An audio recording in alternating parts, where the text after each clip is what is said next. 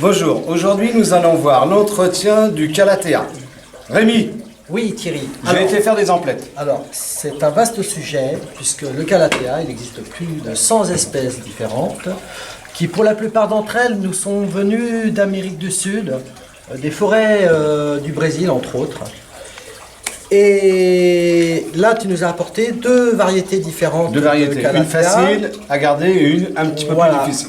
Une facile, c'est celle-ci. Ça, c'est donc le Calathea rubifolia. On l'appelle aussi Calathea lancifolia. Celle-ci est très simple d'entretien.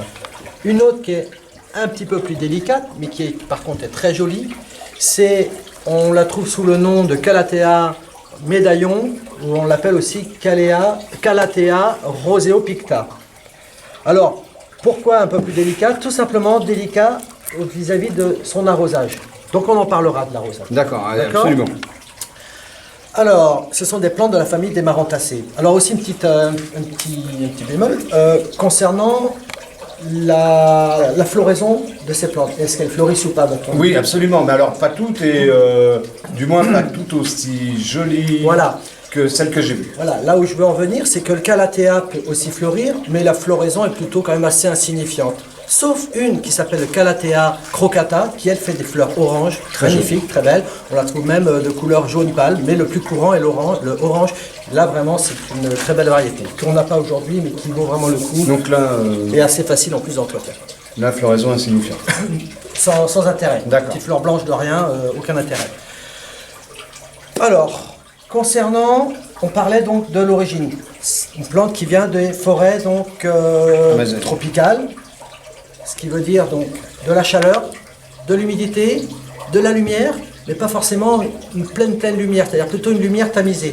Donc j'en viens pour cela, à l'intérieur chez vous, vous la mettrez près d'une fenêtre, mais surtout pas de soleil direct.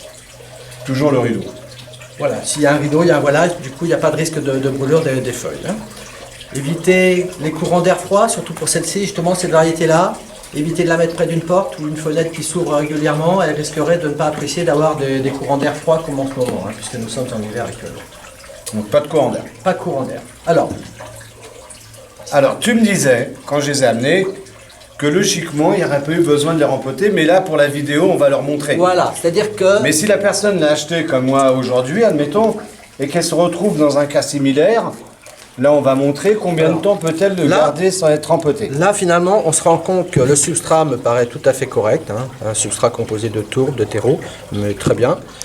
On voit qu'il y a largement la place à la plante de faire ses racines. On pourrait très bien encore la conserver dans ce pot. Moi, je serais tenté de dire que cette plante-là, conservons-la encore au moins une année dans son pot d'origine.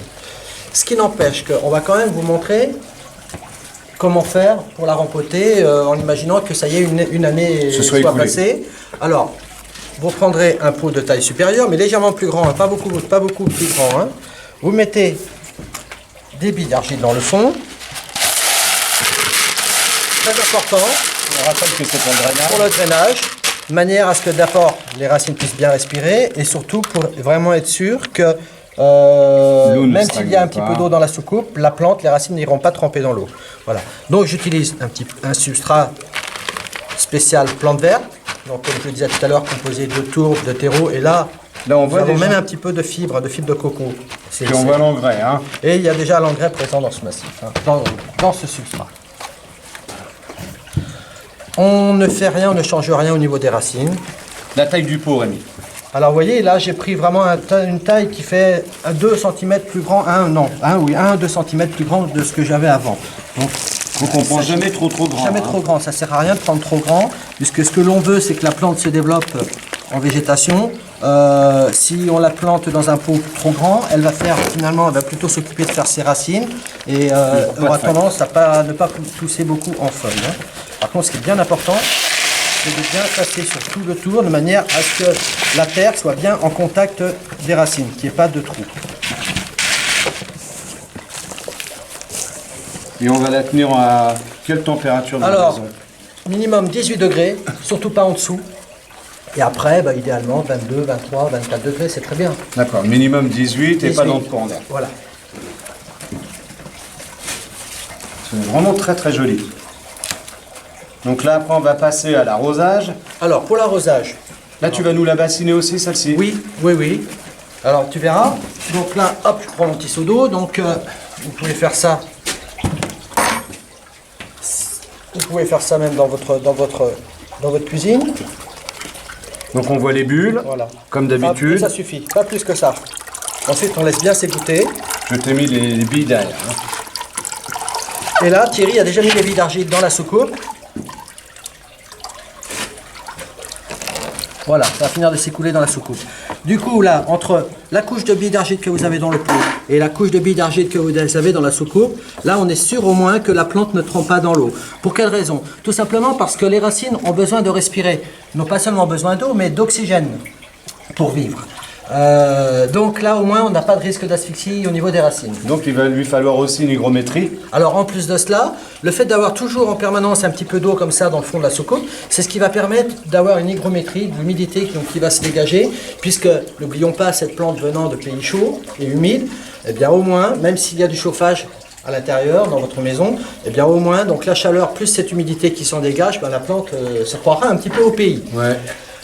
Les fréquences d'arrosage, Rémi. Alors les fréquences d'arrosage. Alors, vous entendez souvent dire ouais, on arrose une fois par semaine, une fois ou deux fois par semaine.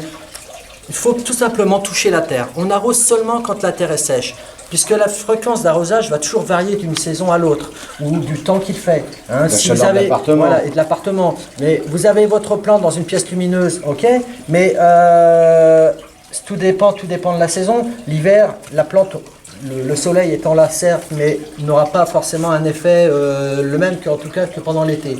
Donc sachez que l'été, le printemps-l'été, vous l'arroserez beaucoup plus souvent que l'hiver.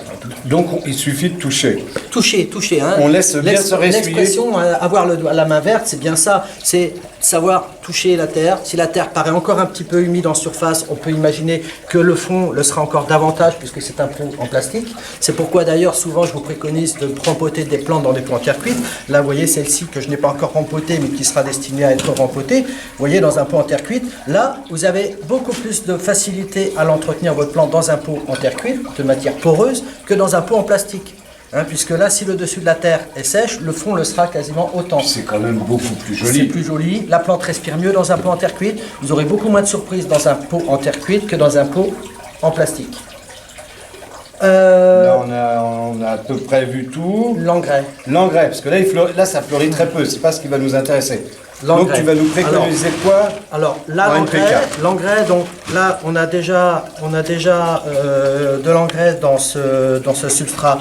Donc là, c'est du 3 x 10. 3 x 10. Voilà, donc ça c'est très bien. Vous avez...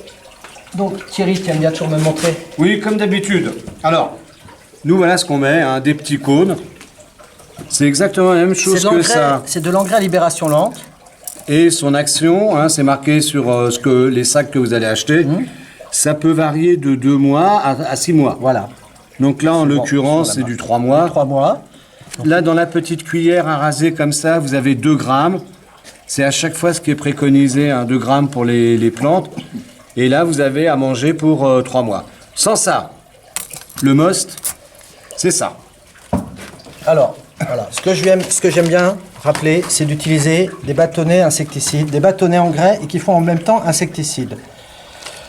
Cette plante-là, au niveau des parasites, on n'en a pas encore parlé, c'est une plante qui peut être un petit peu sensible à l'araignée rouge. Alors déjà, la vaporisation, n'hésitez pas à brumiser votre plante régulièrement puisque les araignées rouges détestent l'humidité. En plus de cela, s'il y a de la chaleur du chauffage, l'assèchement de la pièce peut en provoquer le développement, favoriser le développement des araignées rouges. Donc vaporisez régulièrement. Et après, cette petite chose, là, ce sont des petits bâtonnets comme des petits suppositoires que vous enfoncez dans la terre. Là, dans un pot de cette taille-là, vous en mettez 1 voire 2 bâtonnets. Et l'avantage, c'est que ce produit va nourrir votre plante, mais va aussi donc traiter de façon systémique votre plante. C'est-à-dire que si l'araignée vient pour piquer votre plante, elle va absorber donc, elle va absorber la matière active de ce bâtonnet qui circule dans la sève et va mourir. Donc c'est un petit peu comme si vous immunisiez, c'est un peu comme un vaccin pour votre plante. Hein. Et donc ça c'est vraiment très intéressant. Vraiment bien. Donc ça vous trouvez ça dans toutes les jardineries. Hein.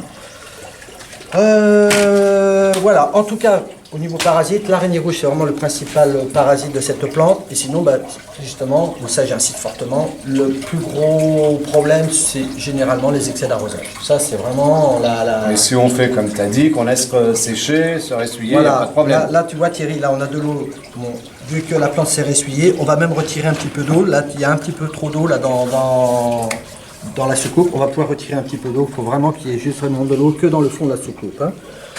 Voilà, je crois que nous avons tout dit pour cette plante. Et puis s'il y a des questions, bah, les internautes n'hésitez pas à les poser en tout cas. Voilà. Ben voilà, on vous remercie, puis à la prochaine vidéo. À bientôt.